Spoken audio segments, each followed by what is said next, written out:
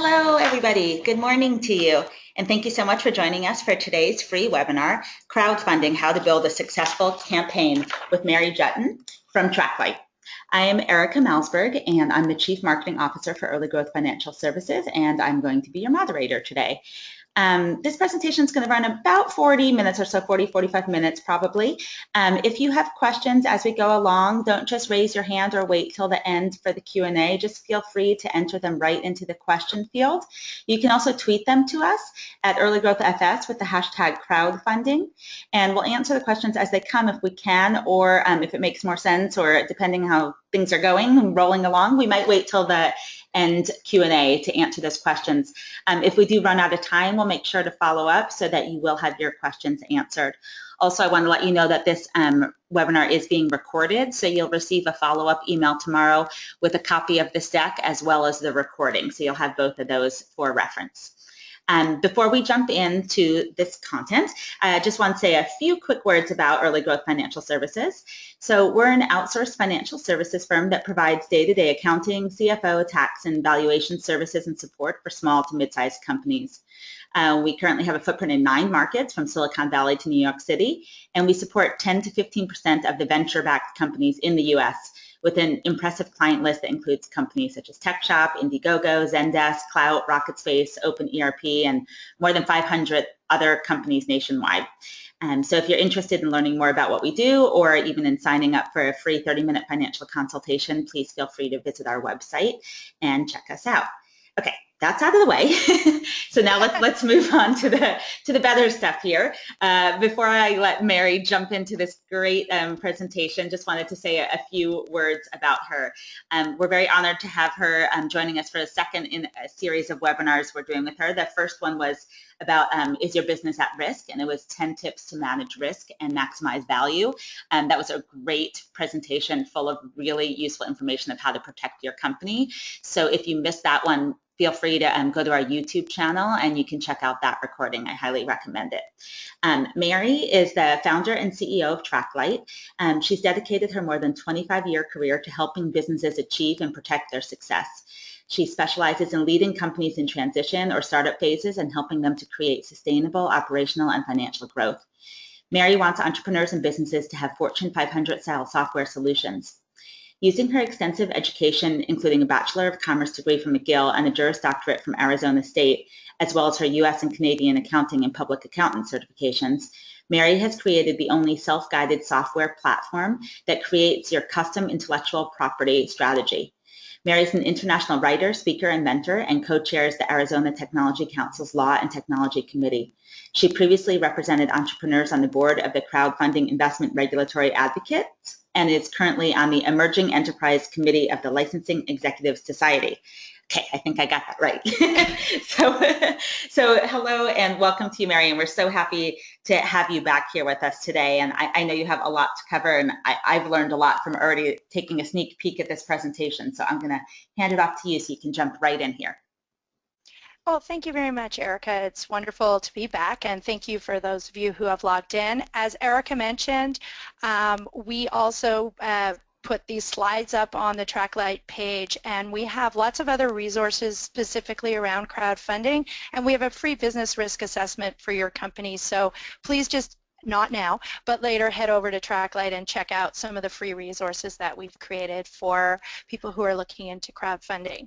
So we have a fundraising approach that we tailor in this presentation to crowdfunding, but a lot of what I'm going to say today equally applies to any kind of fundraising, particularly the pieces around IP. And because Tracklight, our business is about managing your business risk, which includes not losing your intellectual property. So there's an IP flavor to this, but we too have a partnership with Indiegogo, and as Erica mentioned, I've been active in a crowdfunding, both rewards-based and equity-based, and we'll talk a little bit more about the differences between those and where that's at in a minute.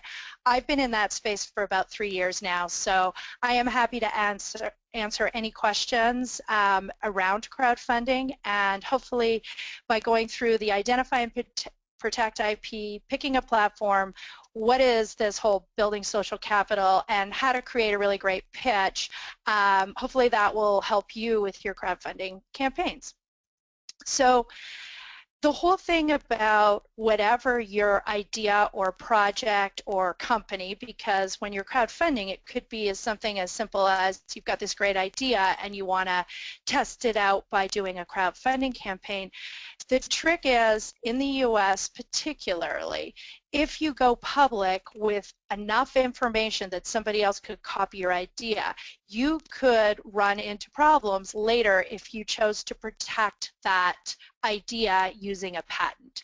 So again, I'm not a practicing attorney, so nothing I'm going to say today is legal advice. However, this is just a red flag that should pop up when you are when you're going to crowdfund.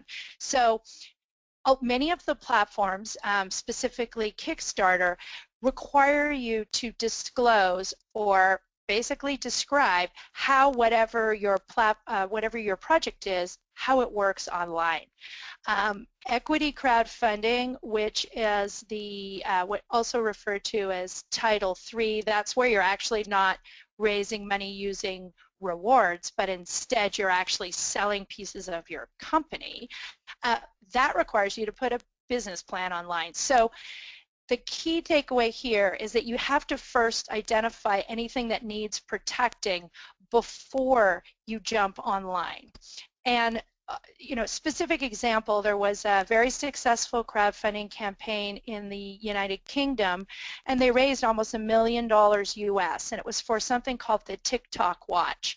And they were, again, successful, raised the money. However, before they put their campaign up, they did not seek any copyright, any trademarks, nor did they seek a design patent on the look of the watch. So what ended up happening was the form of the watch.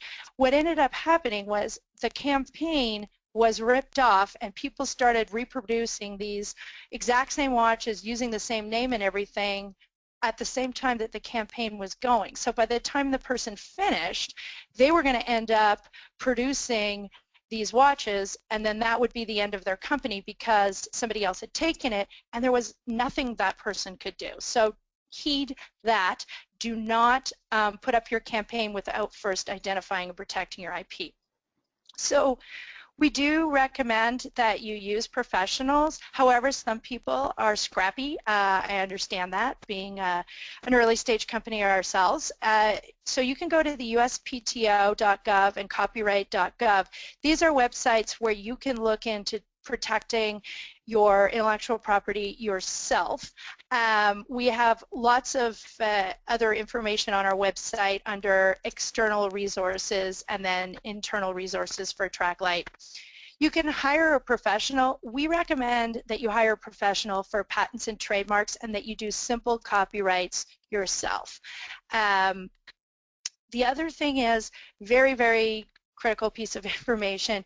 If you're doing something that is a secret, you need to keep it secret. So if you, if you're trying to crowdfund something that is based on a trade secret and you're going to have to disclose how it works online on a Kickstarter campaign, that's going to negate your secret. So you should choose a different platform or perhaps not even choose crowdfunding. But that's a little bit beyond this webinar. Okay, so we're going to talk a little bit more about picking a crowdfunding platform. So just to distinguish between the two types of crowdfunding, crowdfunding grew out of donations, charitable campaigns, and you'll see there's a lot of parallels to running a successful crowdfunding campaign as far as building up your audience and getting advanced donations. Same kind of thing that you would do if you were running a charitable campaign. So donation grew into what is rewards-based or perk-based crowdfunding. So in other words, normally when I do this presentation in front of people, I ask if they know the difference and how many have participated, but I can't do this today, so sorry if this is a little bit basic. But an Indiegogo, a Kickstarter, those are the type of campaigns where you are going on there and you're supporting somebody by purchasing a reward or a perk. The difference between that and what is called equity-based is that at the end of the day, if I supported the Pebble watch, then I would have received my watch. I'm not going to own any piece of the Pebble watch company, which is unfortunate because it's actually a very valuable company now. So equity-based crowdfunding is supposed to give the ability for everyone, based on their level of income, but everyone who has income, you don't have to be this special accredited investor and meet these special tests, and you're allowed to go on to a crowdfunding platform where pieces of the company in the form of equity or debt are sold. And so federally, there's been some parts of what is called the Jobs Act that jump our business startups now. There's parts of that have become legal, but for purposes of this this webinar, the piece which is called Title III or crowdfunding, the equities or securities crowdfunding, that's not yet legal. Unfortunately, the rules are stuck with the Securities and Exchange Commission. So what's happened instead is there's about 20 states, and I live in the state of Arizona. We recently have started state-based crowdfunding, and what that means is it's different state by state, but it means that if you have a company in Arizona, you can raise money using equity crowdfunding or selling pieces of your company, selling shares in your company. You could sell that online on a platform to only people in Arizona. There was something recently, just last month, June 19th, that went live, which is called Reg A, and that's really a mini initial placement offering or an IPO, and that really doesn't apply to small companies or people that would be choosing between equity crowdfunding versus rewards-based. So when you go to choose, sorry, Mary, I'm gonna jump in because we have a couple Sure. of questions here from the audience. Sure, great. So Joe wants to know how you decide how much equity to give up. So if you were able to do equity crowdfunding, so there's the 20 states that have it, there's 20 more states that are bringing it in, you need, it's sort of like working backwards. You mentioned that Early Growth Financial Services offers valuation services. Yeah. So that's one of the things that you would want to do. You would want to figure out, okay, is my company worth $1 million? Is my company worth $10 million? Because the Title III and many of the states have a limit on how much you can raise. So you might want to raise $2 million. Your state might limit your raise to $1 million. Currently, the Title III rules say $1 million.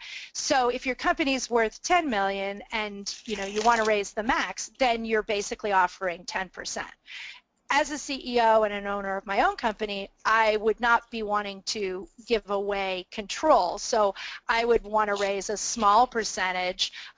Control becomes sort of 51% for argument's sake, or even, give away a significant portion of the company, because part of it is you might be crowdfunding and having shareholders come in, and then you have to decide how many shareholders do I really want. So it's up to you.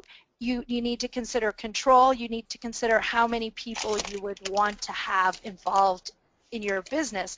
The shareholders themselves are supposed to be silent because they're very small shareholders, but unfortunately we don't have a lot of experience yet to see whether that really works. Like if you get 200 shareholders who each put in $1,000, then are you going to have to manage emails and questions from 200 people? So these are considerations. Right. I would totally second everything you said. We have a couple of articles on our site about crowdfunding, and we always raise that point. Like, it's still an unknown, this sort of equity crowdfunding, and it could become really complex having a lot of people with a vested interest in your company. So it's just something to think about.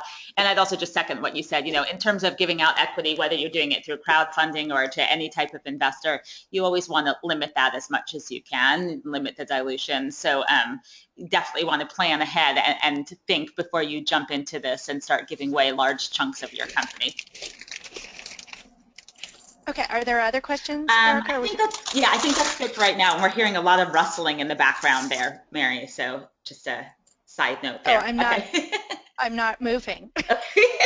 Really? Okay, I don't know what it is. Okay, mystery rustling. Okay, Okay, let's let you jump back into it, and then I'll jump in with some more questions later, and keep them coming, folks. Thank you. Okay, so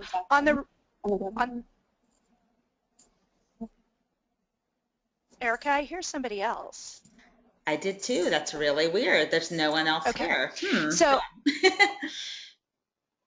okay.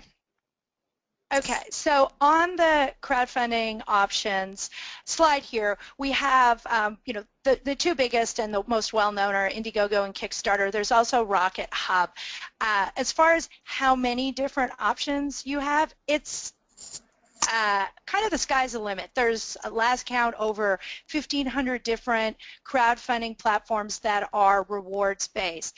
And really, one of the key pieces is you don't necessarily have to go for one of the big two. If you've got something that's very niche or very specific, like let's say you're doing something around pets, there might be a specific place where your crowd, where your people are going to gather, and that is one of the top tips, is you have to find your crowd. Just don't take the biggest crowdfunding platform and think, you could just be one of thousands on that. It's better to be a big fish in a little pond when you're crowdfunding. And as I mentioned, the intrastate, the within-state crowdfunding, Georgia was the first to do that. And I think some of the early projects there are small raises, around $50,000, where I think the first one was to start a restaurant. We have some other options which are peer-to-peer lending. Many people would have heard of Lending Club and Prosper, AngelList. That's where AngelList and microventures are where you're still accessing people who are that accredited investors. So there are many options, but once you decide that you're going to do the rewards based, then you have to decide which of those some 1,500 platforms you want to go with. So I put up the coolest cooler slide here to remind people that this, along with the Pebble Watch, they are outliers. Don't think that you are going to just, like, it looks so cool here. They had a $50,000 goal with the coolest cooler. It took off. They raised $13 million. But don't think that, you throw up a video up over the weekend and then you're going to get this kind of response. So what you need to do is choose the best platform for you. So you have to take into account a couple of things. So these are basics, and this gets a little bit into accounting and fulfillment issues, which my background is also accounting, so happy to chat about those.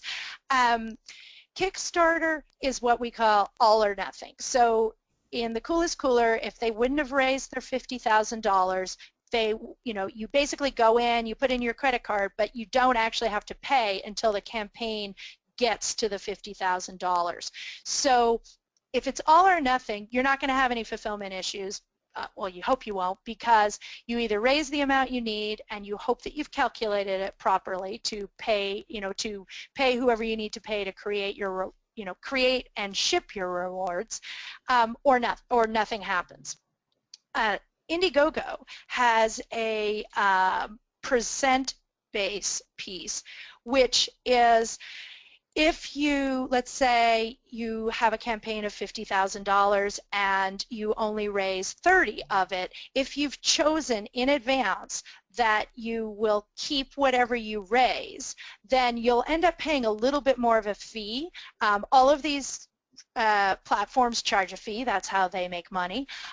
So the fee is higher if you get to keep what you raise. But that's where you can really run into challenges. Let's say you told people, oh, I'm going to, you're buying the cooler as one of your rewards. If you need the full $50,000 to do your production run of your cooler, you're going to be in trouble if you've only raised $30,000. That seems obvious, but that along with shipping costs, people forget about these things, they don't calculate properly. And this is a place where Early Growth Financial Services could help you make sure that you do the accounting side of your rewards. People get super excited about the marketing side of this and creating a video, and they sometimes forget that it is ultimately, this is a business transaction, so you do have to do a really good job of calculating your costs. So here's there's the sources on the bottom, the crowdfundingcenter.com, so you can head over there. There's lots of great information on crowdfunding, types of platforms, etc. This shows you that film is still a really big, this is from a quarter in 2014. So film is still very, very big, followed by community. But you'll notice over on the right-hand side, technology is at the top because you've got these outlier campaigns like the Pebble Watch, the Coolest Cooler, you know, there was something to do with satellites. So there's all these campaigns that then drive up the amount that's funded. So one thing that I wanted to mention is that many people look at crowdfunding as only something that you do to fundraise. And Beta Brand, for those of you who don't know it, it's a company out of San Francisco, and what they do is they crowdfund all their new products. So for example, here's your cute name, Get Your Shift Together dress. So if you went in and if you were one of the first, it's a little hard to see, but if you were one of the first 5 backers, then you would have received 30% off. And they do this because they're basically pre-selling, so then they don't charge you a credit card until, similar to crowdfunding, they don't charge your credit card until the dress fully achieves its goal. So for here, for example, there's 26 days left and they are already at 100%. So when this gets created, then your credit card is sold. They've got their charge. They've already pre-sold everything, and they've taken the step that is often attributed to crowdfunding. Crowdfunding on the rewards platform, particularly if you've got your product as a reward, is market validation. So you can then take your results from your crowdfunding and go to investors. And this is something that I've seen a lot of companies do really successfully. Pebble Watch is the best example. They got turned down by every VC in Silicon Valley, and then they went and they did their crowdfunding campaign, and then people were tripping over them. Now again, that's an outlier, but if you have a product, like I'm going to show you, there was a successful campaign on these yoga pants. These smaller companies, once you have a fully funded campaign, you can do your first production run, then you have a great story, you have customers, you can get feedback, and when you go to raise money the more traditional way, you have that market validation. So are there any more questions, Erica? Or yeah, we have one here from Ramesh. His specific question is, are there good platforms for B2B SaaS companies, and even more specifically for equity-based crowdfunding, particularly for healthcare? So I don't know if you have an answer for him, or maybe a resource that you can provide where people can search through all the different platforms you said to find the best fit for their company. Okay, so for healthcare, when you're talking about rewards-based, there is specific platforms, and somewhere I have a list of those, and so I can send them to Erica to send out, because we had a similar question a couple of years ago. So there are some platforms that are rewards-based and that will, once the equity, and I can't stress this enough, the Title III equity is not live yet, so you still have to go to places where it's accredited investors only if you want to do equity crowdfunding. So that's like a Micro Ventures, a Circle Up, those type of platforms. I would look, you can just Google healthcare crowdfunding equity and you'll probably get some of the ones that we have on our list. But it's that simple. There are a lot of healthcare ones, and then there's a lot of community, as that slide showed, or cause-based ones. The biggest are like GoFundMe and some of those where people, that's more tending back towards donations. But again, the equity, unless you're trying to fund something only within your state, there is no equity crowdfunding from the true crowd, meaning every American. It's only from the accredited investors. Right. Okay, great. Yeah, if you could send me that, Ramesh, I can follow up with you by email when Mary shares that with me. And if other people want, just you'll see our contact information at the end, so feel free to reach out to us at the end and after, and we can follow up with any specific information. We have another question here from Jeffrey, a general question that's a stumper, I think, but maybe you have an answer. It's great. How does one estimate how much time it's going to take to reach their goal, say $500,000? Well, that is a little bit of a stumper, but the Indiegogo and Kickstarter have limits on how long the campaigns can be. I don't know them off the top of my head, but I recently spoke up in Montreal with the Licensing Executive Society, LES. We did a panel on crowdfunding, and one of the people on the panel, he's done 3 successful campaigns now. His first one he did, and he ran it for 45 days. And what his advice was, they are so labor intensive, you have to stay on top of it, that he shortened it to 30 days the second time, because his experience in the 45-day campaign was the first week, and we'll talk about this in a minute, it's super, super important that you get people pre-committed. So in the first week, he raised almost half of his money, and then he raised the rest by a big push in the last 45 days. But over time, he raised over $1 million. So over time, the intervening time, he still had all these people working on it, and he said it was super exhausting and draining. So the second one they did was equally successful, but they squished it into 30 days. So if you're really well prepared, then you can try to do it over the 30 days. So hopefully that's helpful. Great. Okay.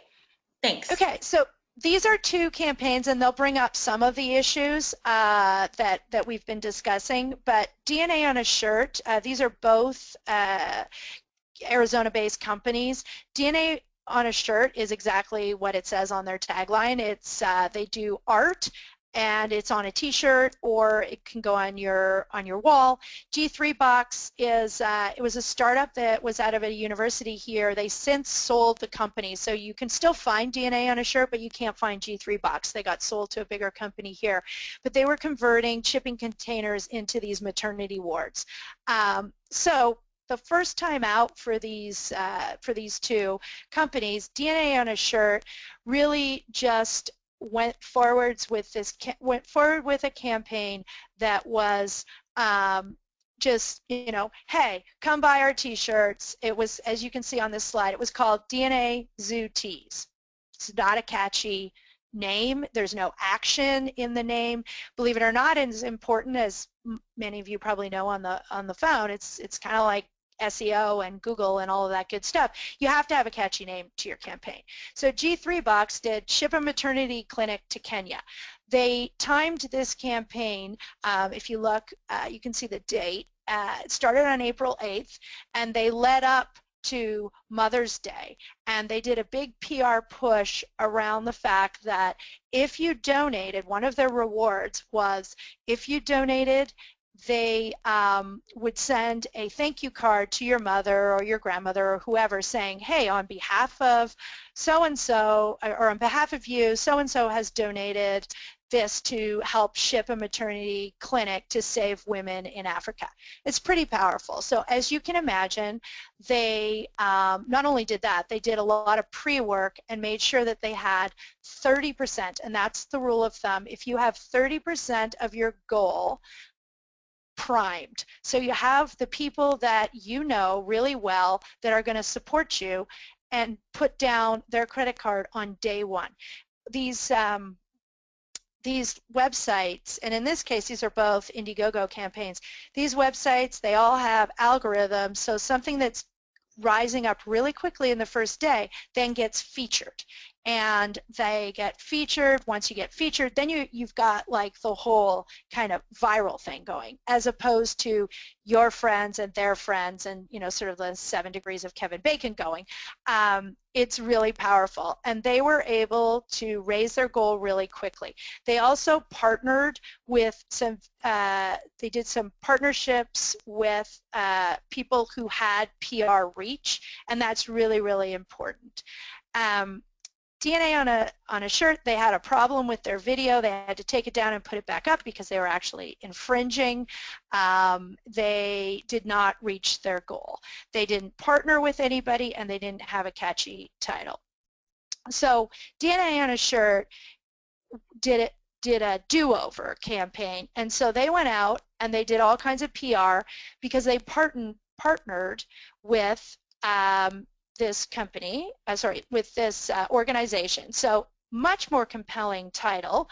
DNA on a shirt, help save the cheetah. So they were still trying to do the same thing. The goal of the campaign was to gather enough money to send somebody to Africa to be able to gather the DNA of the cheetah.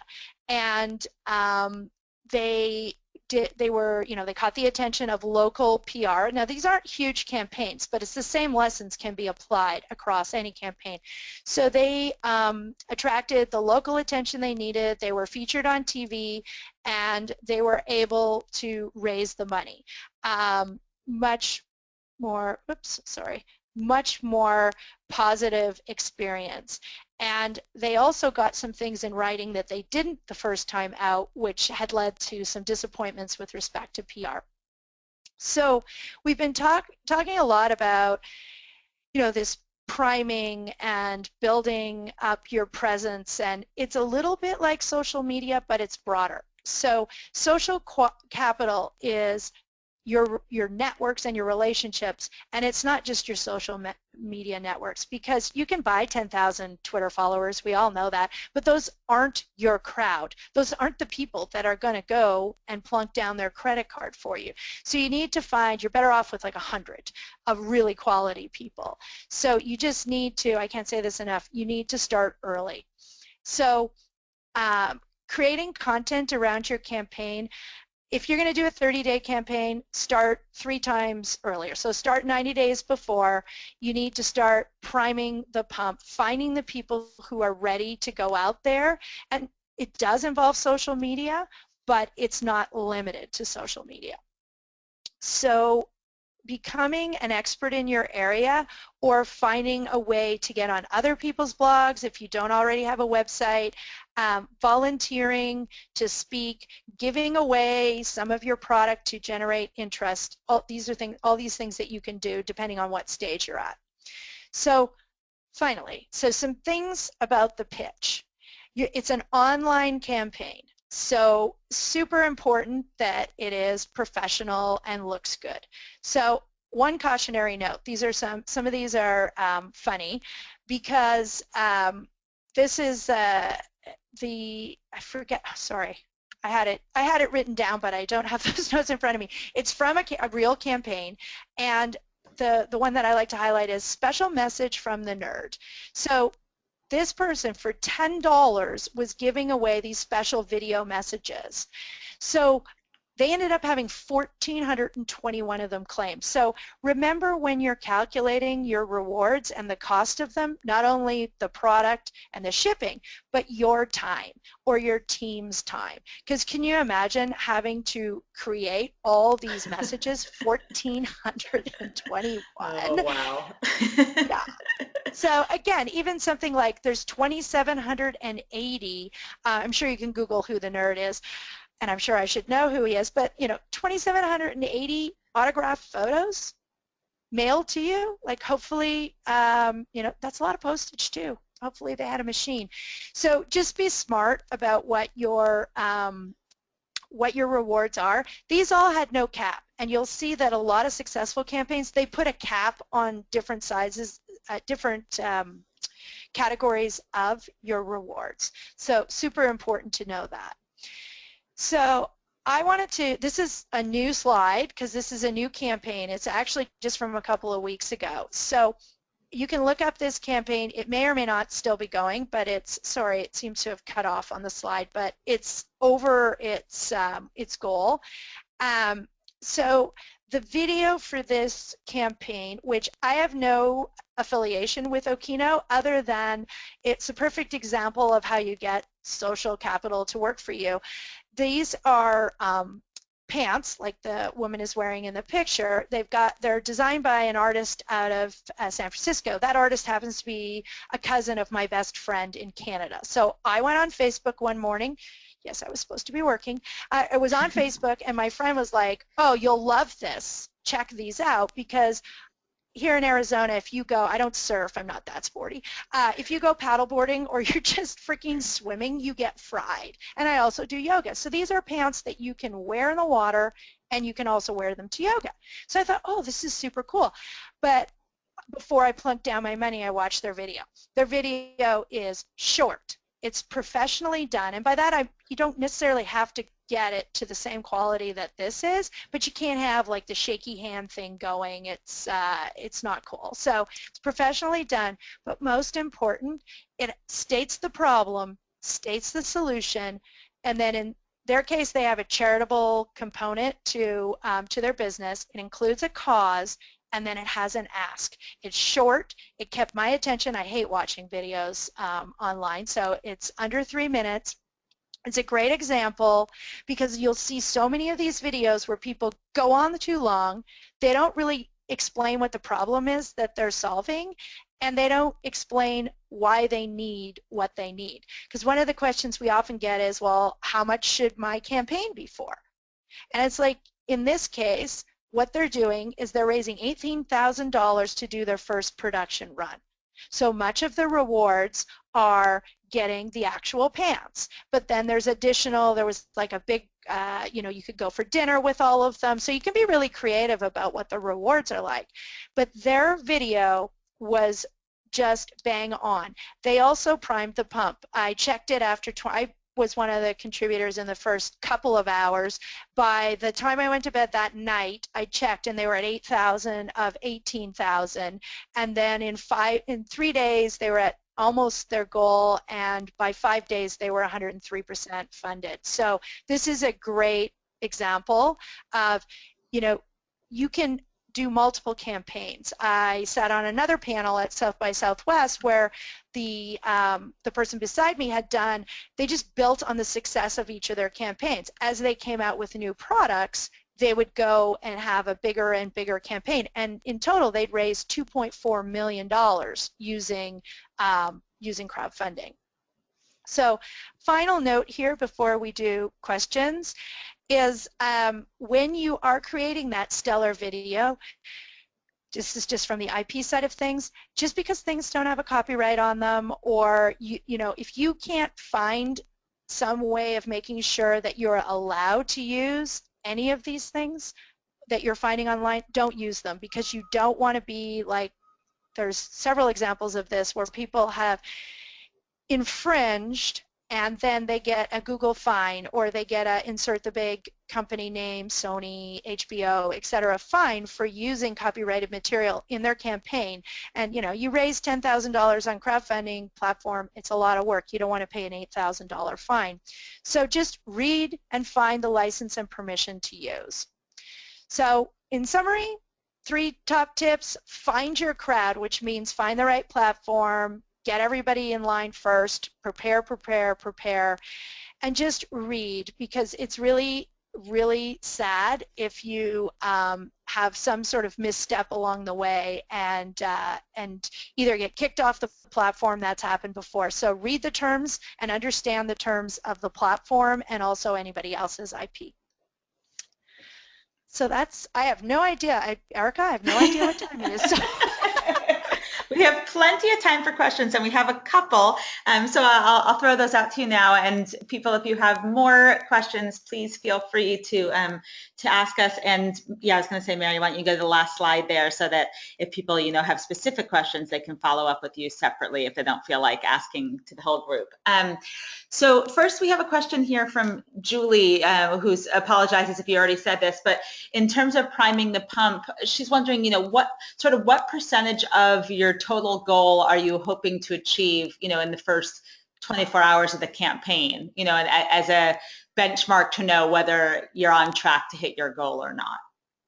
So Indiegogo, I should mention this also, Indiegogo and Kickstarter and Rocket Hub. Rocket Hub was recently acquired by eFactor. They all have great resources, videos that you can watch on almost all of this. I've done a lot of webinars with Indiegogo's Brett Harris, and their stats are if you have 30% of your target set up to come in the first day, then you have, I think it's like it boosts your chances up to 90% or something like that they constantly update these stats, but the 30% has been the number that's been out there for several years. That really, not only might you get featured on the site based on the algorithm, but it's enough buzz, because of course you get people to, once they've contributed, you want them to become an ambassador for you. So you want them to go and share that on Facebook and all their social media.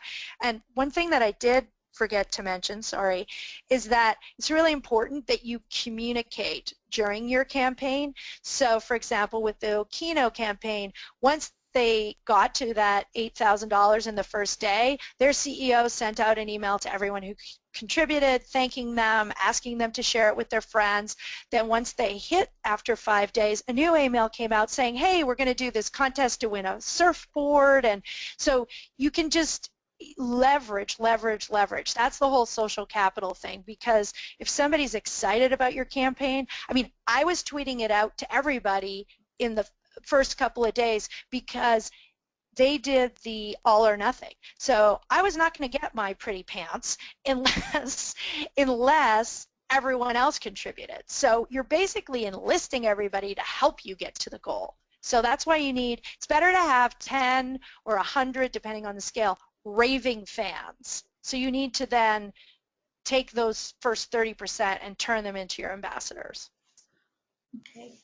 Great. And then let's see. Amma wants to know. Sorry, I'm just skimming this question here. Well, Amma wants to know what's the relationship? I'm just trying to make it more concise. What's the relationship between your pitch deck and your crowdfunding campaign? Do you want to cover the same ground? Do you want to talk about your competition or your advisors or things like that, or is that not necessary? Okay, so those are two very different videos. The video that I was talking about right now using Okino, that's a rewards-based video. So in a rewards-based video, you're not going to get in, you're just going to do problem, solution, ask. And then depending if it's something that's on Kickstarter, you're going to have to show how your product works. But if you're doing equity crowdfunding and you're preparing a video, then it will be more like a pitch deck, and more like a pitch presentation. Mm-hmm. But again, there are no examples that are federal, because only right now, in Georgia, they raise money for Georgia. I don't live in Georgia, so I can't go on and even see any of those campaigns. Here in Arizona, there hasn't been a company yet that has actually crowdfunded on a platform. So I can't access, because I'm only a resident of Arizona. So if you live in a state where there is state crowdfunding, then find out what the platforms are in your state, and then you can go on those platforms and look at other people's videos. And that's what I suggest that you do if you are trying to pick platform. Go look at the platform, see if there's similar projects to you, see those videos, look for successful videos. But when you are doing a video for equity crowdfunding, you would have to say, problem, here's who you are, here's the problem, here's the solution, here's my go-to-market strategy. It's more like a traditional pitch where you would then talk about your competitors, etc. But I still wouldn't try to make it much longer than 5 minutes, because people's attention span is so short. Right. Right. Yeah, I think that's great advice. And in terms of equity crowdfunding, just to let you guys all know, we have someone in the audience today who's another partner who is great working out of New York City, Jerry Stengel, and she has a great website called VentureNeer, which is VentureNeer.com.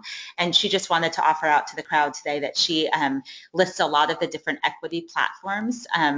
In an article or post called Stand Out in the Crowd, How Women and Men Benefit from Equity Crowdfunding. So if you're interested in finding out more about the equity side of it as opposed to the reward-based crowdfunding, I recommend you also go check out those resources in addition to the ones on tracklight.com.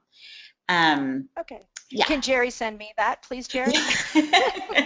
Sure. And actually, this is a side little note. I'm having my own little cocktail party, but I would like to introduce you to Jerry. So I will do that. Nice to meet you, Jerry. Great. Okay, I think that wraps up all of our questions. I feel like crowdfunding is one of those things that, people probably have so many specific questions about their own campaigns or what they're trying to do. So I highly encourage, people to take in mind these general rules and guidelines that Mary has provided here. And if you have specific questions, do some more research on her site and check out some of the resources and follow up with any questions. So on that note, I just want to do a quick plug for our next webinar, which we're actually having tomorrow. We have a very webinar heavy week here. And that one is with Sean Foote from Co-Creation Capital.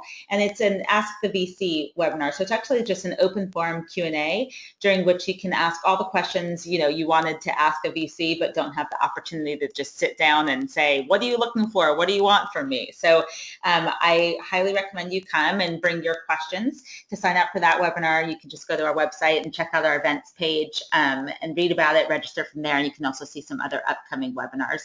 And just a reminder that this one is being recorded and we will send out that follow-up email. I know I had a couple of questions from people about whether they'll get the deck or not, and you will. That will be sent in the email.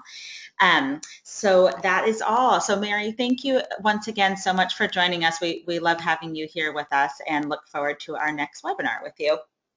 Thank you so much, Erica. Everyone have a great day. Thanks. Bye, everybody.